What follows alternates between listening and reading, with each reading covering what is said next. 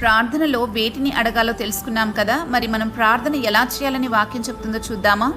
మొట్టమొదటిగా వ్యక్తిగత ప్రార్థన ఎప్పుడు గదిలోనికి వెళ్లి తలుపు వేసి రహస్యమందున తండ్రికి చేయాలని మత్తయి 6:6లో ప్రభు అంటారు. రెండవదిగా పట్టుదలతో చేయాలని ఎఫెసీ 6:18లో పౌలు హెచ్చరిస్తాడు.